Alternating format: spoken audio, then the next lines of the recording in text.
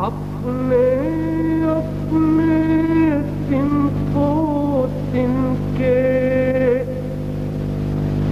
کیسے نمائندے نکلے، کرب و بلا کے تپتے بن میں چھانٹ کے جن کو لائے حسین۔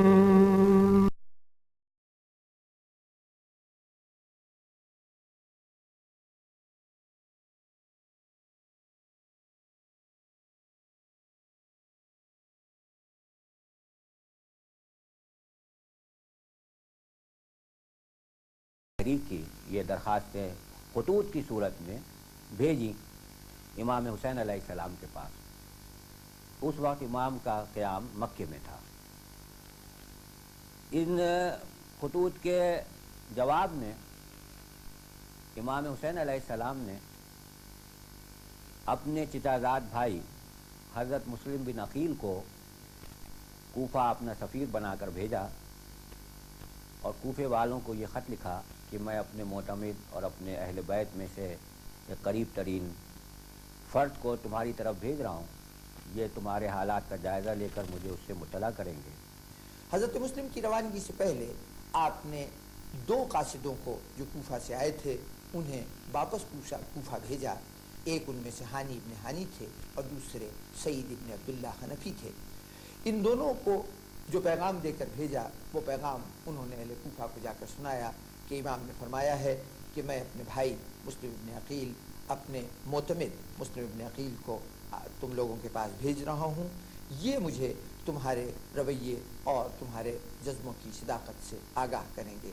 گویا حضرت مسلم کو شہر کوفہ جو بھیجا جا رہا ہے تو کسی اقتدار و اختیار کے لیے نہیں، سلطنت پر قبضہ کرنے کے لیے نہیں، بلکہ خالصتاً یہ معلوم کرنے کے لیے کہ اہل کوفہ اپنے دعووں میں کس حد تک سچے ہیں۔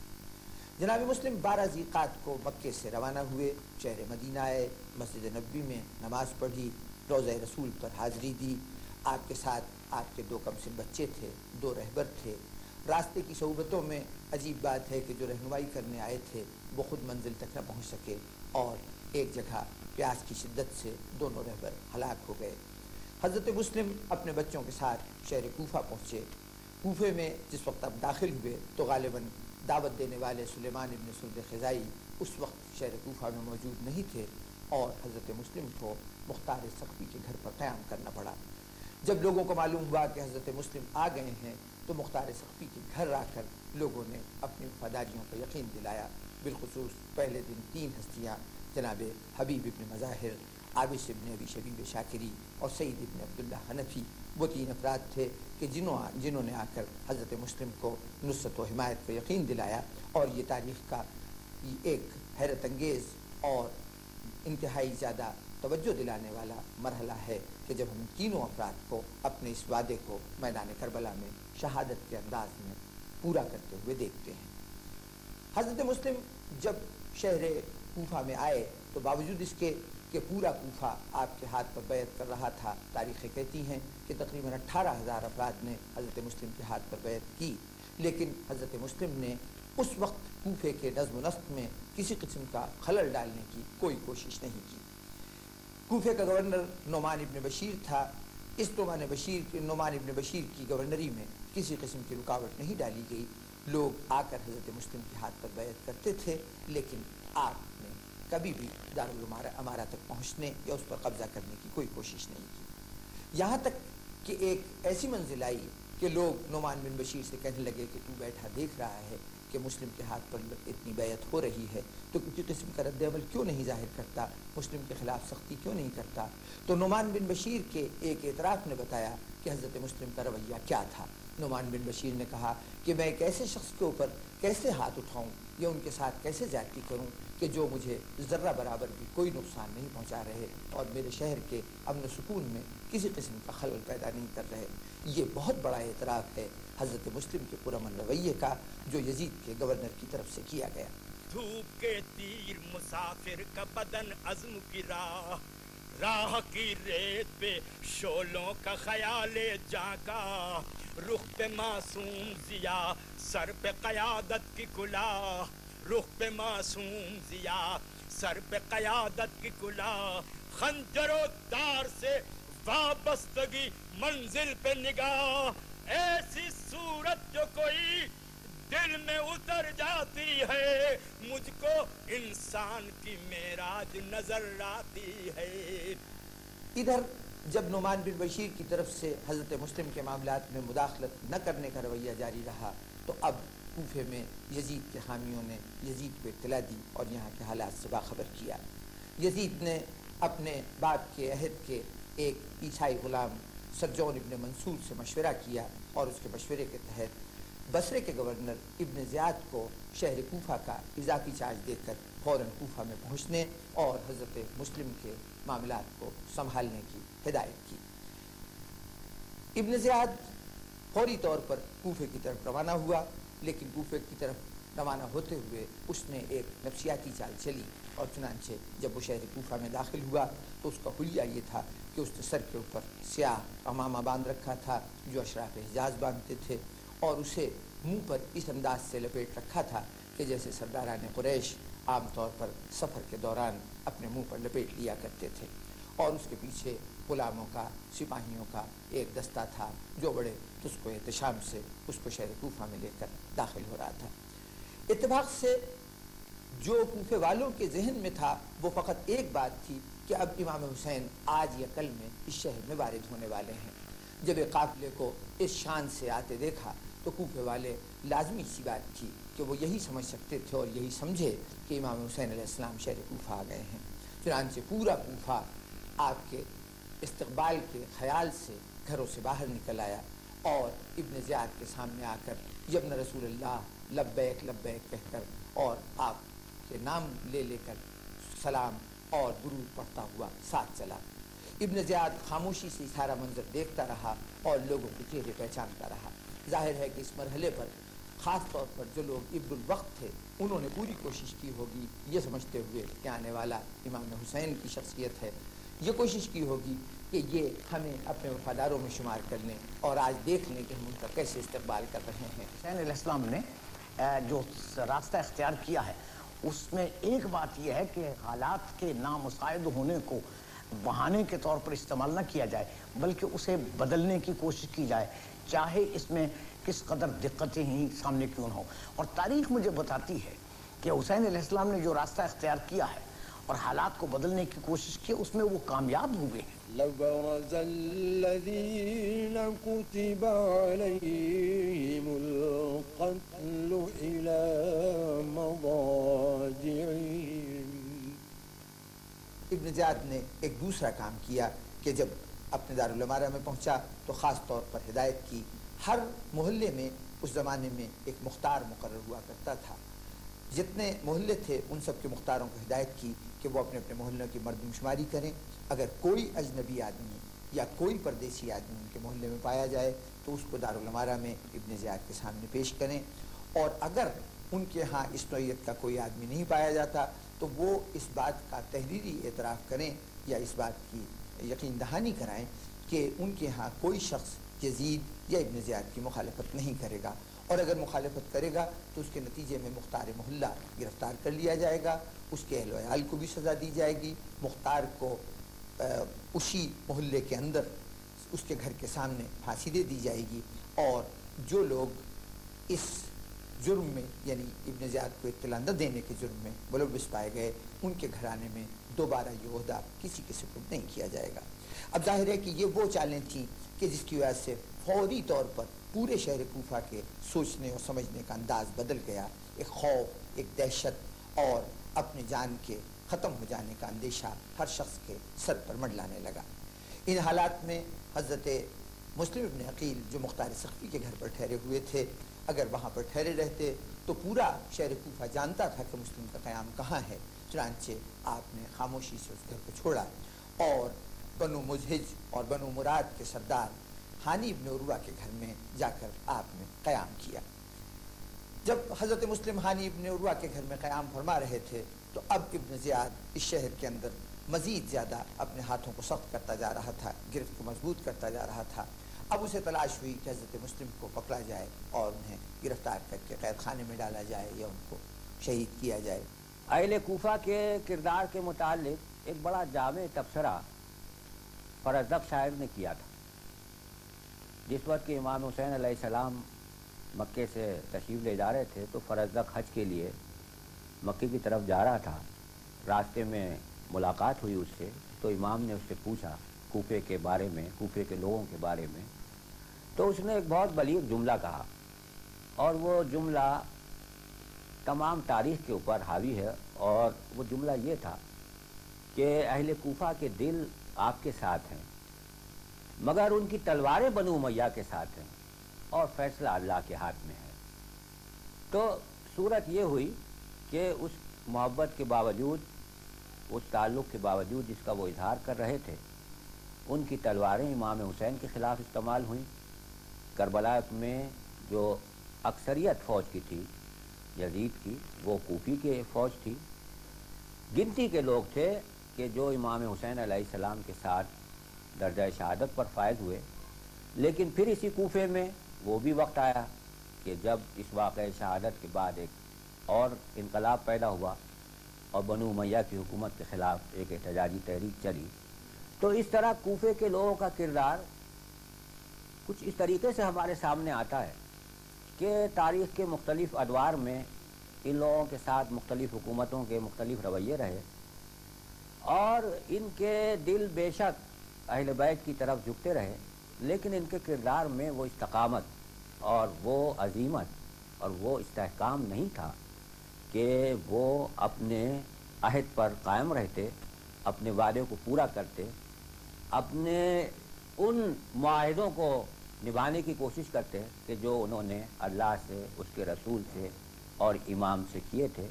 اور یہی باتیں جناب زینب نے اپنے اس خطبے میں ارشاد فرمائیں کہ جب آپ کوفے میں تشریف لائی تھی اور اہل کوفہ سے آپ نے خطاب فرمایا تھا، تو انہوں نے کہا کہ تمہاری مثال اس عورت کی سی ہے کہ جو سوت کاٹتی ہے اور پھر اس کو توڑ دیتی ہے۔ یہ سورہ نحل کی ایک قرآن کی آیت تھی جس کے حوالے سے گفتگو کی گئی۔ مقصد یہ تھا کہ تمہارے کردار میں استحکام نہیں ہے، تمہارے قول پر اعتبار نہیں کیا جا سکتا، تمہارے وعدوں پر بھروسہ نہیں کیا جا سکتا، تم اپنے معاہدوں کا پاس کرنے والے لوگ نہیں ہو۔ آخر ابن زیاد کے غلام موقل نے حضرت مسلم کی پناہ گاہ کا سراغ لگا لیا، اور اس طرح ہانی ابن عروہ،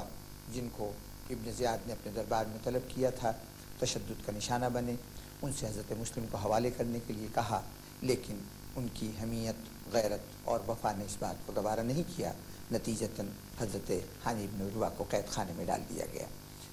جب حضرت مسلم کو اس صورتحال سے آگاہی ہوئی تو آپ ہانی کے گھر سے باہر نکل آئے، اور اب یہ ان کی غیرت کا سوال تھا کہ ان کا میزبان قید میں ہو تو وہ کس طرح سے اس صورتحال کو برداشت کر سکتے ہیں۔ آپ نے اسی محلے میں کھڑے ہو کر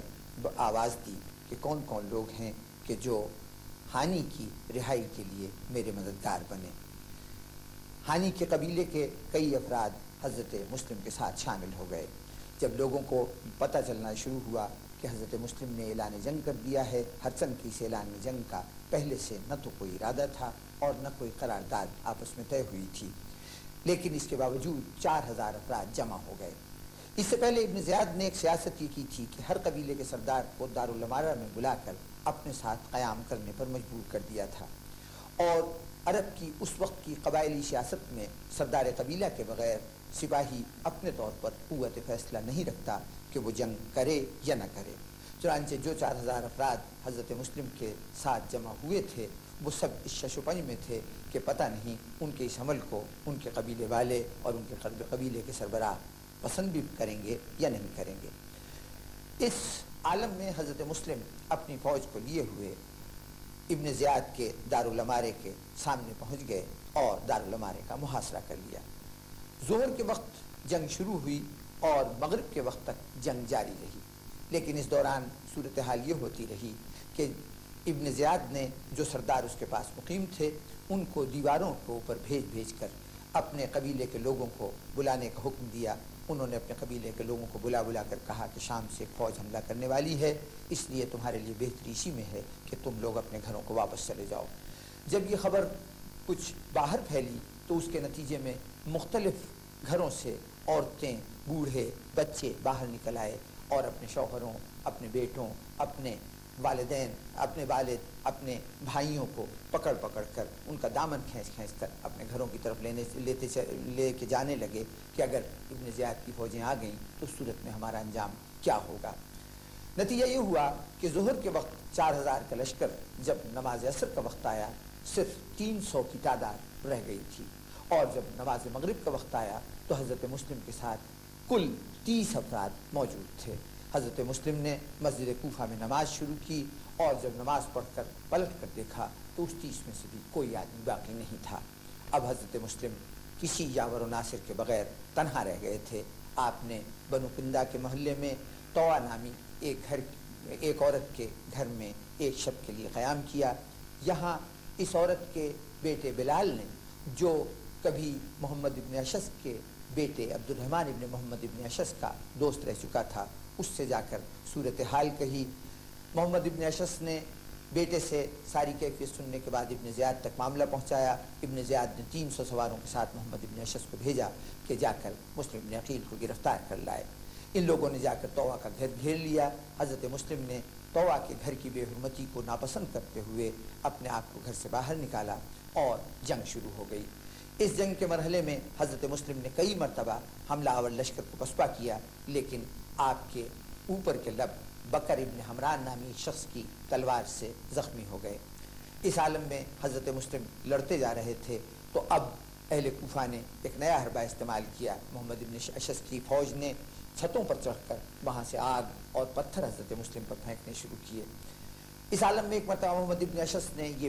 پیشکش کی کہ مسلم اگر تم تلوار چلانا بند کر دو تو میں تمہیں امان دیتا ہوں۔ حضرت مسلم نے 2-3 مرتبہ یہ سوال کیا کہ کیا تو جو کچھ کہہ رہا ہے اس قول پہ عمل کرے گا؟ اس نے اپنے تمام سپاہیوں کی طرف سے قسم کھلوا کر اس بات کی شہادت دلوائی کہ ہاں تمہیں امان دی جائے گی۔ حضرت مسلم نے اس بات پر اپنی تلوار کو نیام میں رکھ لیا۔ اب چاروں طرف سے حضرت مسلم کو گھیر لیا گیا اور سب سے پہلے حضرت مسلم کی تلوار پر ہاتھ ڈال کر آپ کی تلوار کو نکال لیا گیا۔ حضرت مسلم نے اس بدعہدی کے بعد یہ یقین کر لیا کہ یہ لوگ اپنے کسی وعدے پہ قائم نہیں رہیں گے، تو آپ نے محمد ابن اشعث سے مخاطب ہو کر کہا کہ تو اپنے امان کے وعدے پر قائم نہیں رہا، لیکن اتنا ضرور کرنا کہ امام حسین علیہ السلام کو اطلاع دے دینا کہ کوفے کے حالات بدل گئے ہیں، وہ اگر ادھر تشریف لا رہے ہیں تو اب ان بدلے ہوئے حالات کی روشنی میں اپنا فیصلہ فرمائیں۔ محمد ابن اشعث حضرت مسلم کو گرفتار کر کے ابن زیاد کے دربار میں گیا۔ ابن زیاد نے اب ایک درست رویہ اختیار کیا، حضرت مسلم سے کہا کہ تم فتنہ و فساد پھیلانے کے لیے آئے تھے۔ جناب مسلم نے اس کو جو جواب دیا اس سے امام حسین علیہ السلام کا مقصد اور حضرت مسلم کے کوفے آنے کا مقصد انتہائی واضح الفاظ میں ظاہر ہوتا ہے۔ حضرت مسلم نے اپنے خطاب میں فرمایا، اس ملک والوں نے ظاہر کیا کہ تمہارے باپ نے ان کے نیک آدمیوں کو قتل کیا اور ان کے خون بہائے اور ان میں وہ افعال و اعمال رائج کیے جو کسریٰ اور قیصر کی سنت میں داخل تھے۔ تو ہم آئے اس لیے کہ ان کے اخلاق و عادات کی اصلاح کریں اور ان کو عدالت و انصاف اور تعلیمات قرآنی پر عمل پیرا ہونے کی دعوت دیں۔ حضرت مسلم جب یہ خطاب کر چکے تو اب جبر اور ظلم کے پاس سوائے تشدد کے اور کوئی حربہ نہیں ہوتا۔ چنانچہ ابن زیاد نے حضرت مسلم کو قتل کرنے کا حکم دیا۔ حضرت مسلم کو دارالامارہ کی چھت پر لے جایا گیا اور وہی بکر ابن حمران کہ جس نے اس سے پہلے آپ کے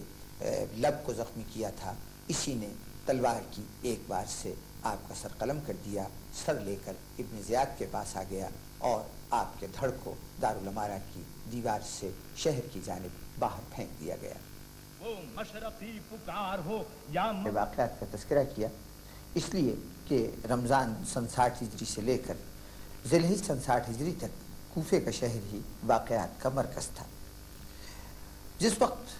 حضرت مسلم کوفے میں قیام پذیر تھے اور انجام کار جب آپ کی وہاں شہادت ہو رہی تھی، اس وقت تک امام حسین علیہ السلام شہر مکہ میں مقیم تھے۔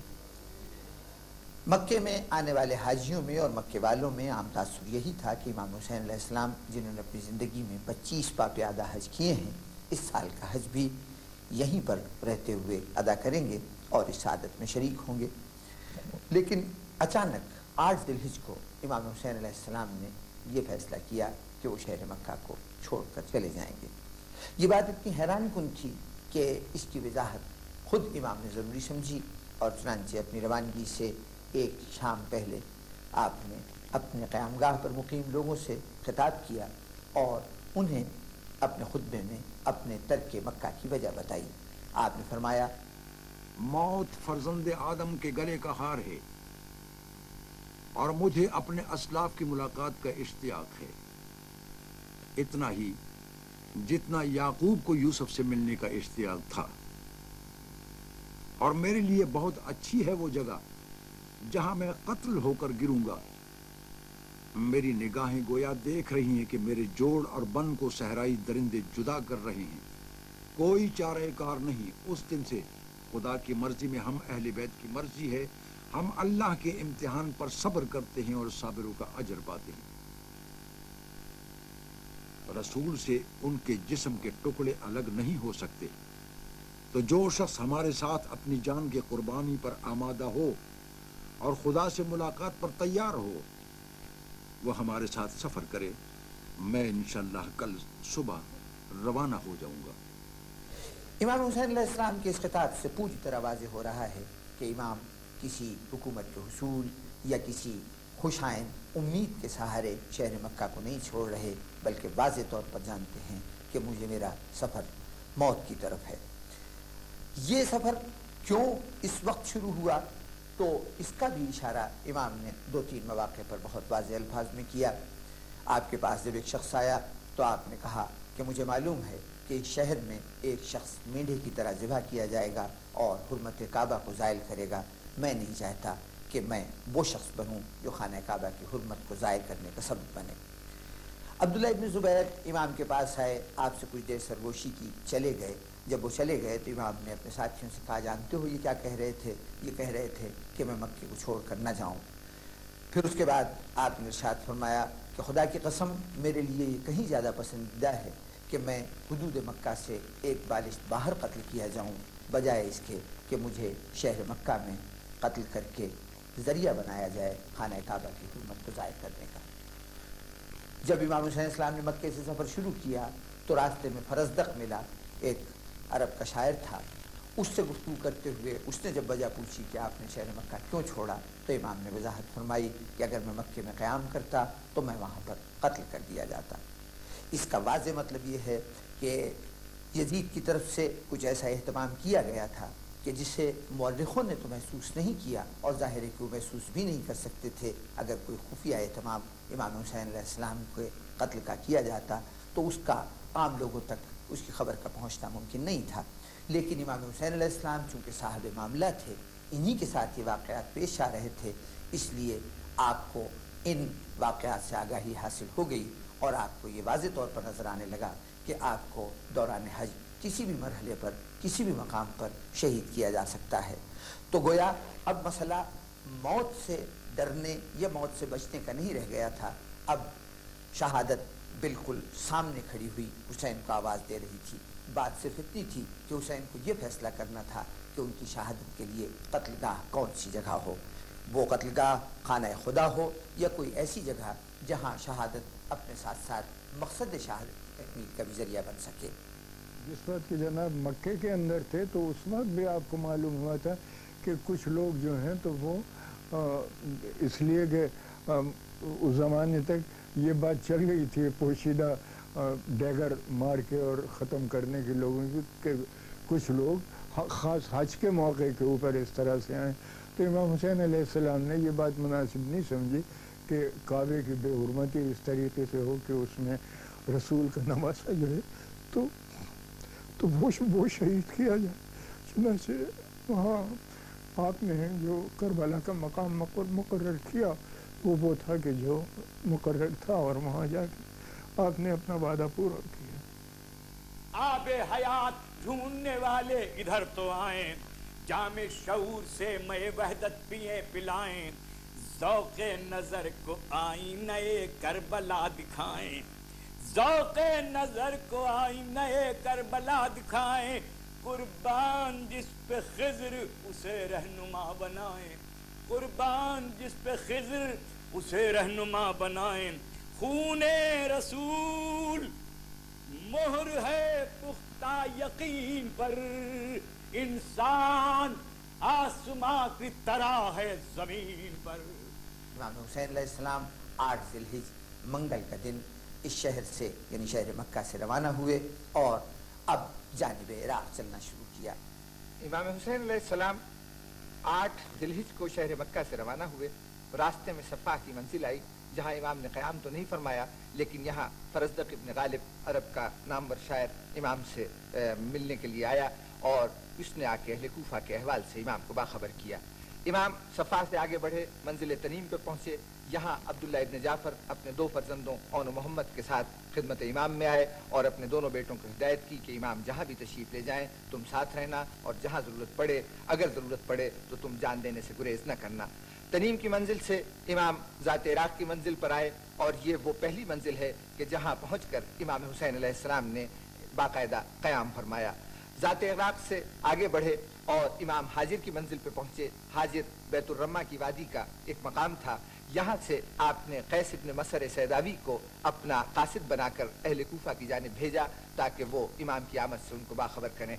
حاجر سے آگے بڑھ کر امام زرود کی منزل پر پہنچے۔ زرود کی منزل پر کا اہم واقعہ یہ ہے کہ یہاں امام حسین علیہ السلام نے زہیر ابن قین سے ملاقات کی۔ زہیر ابن قین امام کے ساتھ ساتھ سفر کر رہے تھے، لیکن ان کا قافلہ الگ تھا اور امام کا قافلہ الگ تھا۔ اس منزل پر جب امام سے زہیر ابن قین کی ملاقات ہوئی تو اس ملاقات کا تاثر زہیر نے یہ قبول کیا کہ اپنے اہل قافلہ کو ترک کیا اور یہ اعلان کیا کہ میرے اہل شہر کو بتا دینا کہ میں اب موت کے راستے پر جا رہا ہوں اور انشاءاللہ شہادت کی سعادت حاصل کر کے کامیاب ہوں گا۔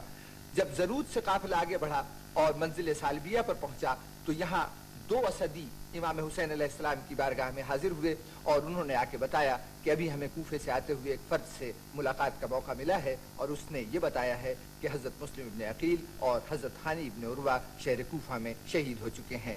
سالبیہ کی منزل سے امام آگے بڑھے اور منزل زبالہ پہ پہنچے۔ منزل زبالہ پر باقاعدہ امام حسین علیہ السلام نے اپنے گروہ کو جمع کیا اور ان کے سامنے سرکاری اعلان کے طور پر اس بات کی اطلاع فراہم کی کہ حضرت مسلم ابن عقیل مارے گئے ہیں اور اب ہم جس منزل کی طرف بڑھ رہے ہیں وہاں تخت و تاج نہیں، مال و دولت نہیں، بلکہ وہاں شہادت کی منزل ہے، تو اس لیے جو حضرات ساتھ چھوڑنا چاہیں ساتھ چھوڑتے ہیں۔ اب تک جاہ و حکومت اور منصب و تخت و تاج کے شوق میں جو لوگ امام کے ساتھ شامل ہوئے تھے وہ یہاں پر امام کا ساتھ چھوڑ گئے اور زبالہ کی منزل سے صحیح معنوں میں کاروان امام حسین نے اپنی صحیح صورت اور صحیح شکل اختیار کی۔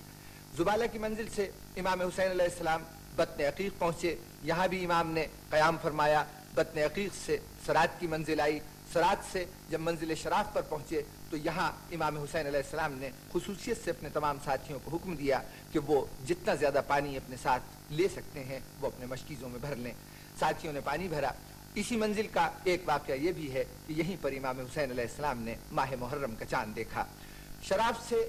امام جب آگے بڑھے اور ذو حسم کے پاس پہنچے تو ذو حسم در حقیقت ایک چھوٹی سی پہاڑی کا نام تھا۔ اس پہاڑی کے قریب پہنچے تو امام کو ایک قافلہ آتا نظر آیا، ایک گروہ فوجیوں کا تھا جو امام حسین علیہ السلام کے تلاش میں اس میدان کے اندر سرگرداں تھا۔ یہ حر ابن یزید ریاحی کی سرکردگی میں 1000 جوانوں کا ایک دستہ تھا جو حسین ابن تمیم کے اس لشکر کا ایک جز تھا جو قادسیہ کی ناکہ بندی کے لیے وہاں پر قیام پذیر تھا۔ اتنے میں حر ابن یزید ریاحی کا لشکر پہنچا، انتہائی تباہ حال صورت میں نکلا تو امام حسین علیہ السلام کو گرفتار کرنے یا ان کا راستہ روکنے، لیکن اس اسنا میں چونکہ ایک طویل سفر طے کر کے آیا تھا، پورے لشکر کا پیاس سے برا عالم تھا، 1000 افراد پیاس سے جاں بلب تھے۔ امام نے تمام اور مسائل کو پس پش ڈالتے ہوئے فوری طور پر اصحاب کو حکم دیا کہ تمام سپاہیوں کو اور ان تمام جانوروں کو جو اس لشکر کے اندر موجود ہیں فوری طور پر پانی پلایا جائے۔ چنانچہ سب کی پیاس بجھائی گئی۔ حر ابن یزید ریاحی امام علیہ السلام کے اس کرم کو دیکھ رہا تھا اور اس سے اس کے دل پر جو اثر ہو رہا تھا اس کا اظہار ابھی تو نہیں ہوا، لیکن بہر طور وہ متاثر ہوئے بغیر نہیں رہا۔ امام نے اس کے بعد نماز ظہر ادا کی. حر کی فوج نے بھی امام ہی کی اقتداء میں نماز پڑھی اور نماز کے بعد امام حسین علیہ السلام نے خطبہ دیا. اس خطبے میں آپ نے حر کے لشکر کو مخاطب کرتے ہوئے ارشاد فرمایا: اے لوگو، میں خدا کی بارگاہ میں اور تمہارے سامنے اپنی صفائی پیش کرتا ہوں. میں تمہاری طرف اس وقت تک نہیں آیا جب تک تمہارے خطوط میرے پاس نہیں گئے کہ آپ ہماری طرف آئیے. ہمارا کوئی امام نہیں ہے، شاید خدا آپ کے ذریعے ہمیں ہدایت پر جمع کر دے. اب اگر تم اپنی بات پر قائم ہو تو میں آ ہی گیا ہوں، اپنے ارادہ پر قائم ہوں. اور اگر تم میرے آنے سے ناراض ہو تو میں واپس چلا جاؤں گا وہیں جہاں سے آیا ہوں. امام علیہ السلام کے اس خطاب کا حر ابن یزید ریاحی نے نہ تو خود کوئی جواب دیا اور نہ اس کے لشکر کی طرف سے کوئی جواب ملا. امام اپنے انصار کو لے کر اپنے خیموں کی طرف پلٹ آئے اور حر کے سپاہی بھی اپنی سواریوں سے اتر تو پہلے ہی چکے تھے، اب سواریوں کو بٹھا کر اس کی آڑ میں دوپہر کا وقت گزارنے لگے. حتیٰ کہ وقت عصر آیا اور پھر یہاں پر نماز جماعت کی صورت میں ادا کی گئی اور امام ہی نے اس نماز کی جماعت کروائی. نماز سے فارغ ہو کر اب امام نے حر کے لشکر کو ایک مرتبہ پھر خطاب کیا اور اب امام نے اپنے خطاب میں ارشاد فرمایا: اگر تقوی اختیار کرو اور حقدار کا حق پہچانو تو خدا کی رضامندی حاصل کرو گے. حقیقتاً ہم اہل بیت امت کی فرمانبرائی کے ان لوگوں سے زیادہ مستحق ہیں جو آج اس منصب کے غلط دعوے دار ہیں اور مسلمانوں پر ستم ڈھائے جا رہے ہیں. لیکن اگر تم ہم کو ناپسند کرتے ہو اور ہمارے حق کا اقرار نہیں کرتے اور اس رائے کے خلاف ہو چکے ہو جو تمہارے خطوط اور قاصدوں کے بیانات سے ظاہر ہو ہی رہے ہیں تو میں واپس چلے جاؤں گا.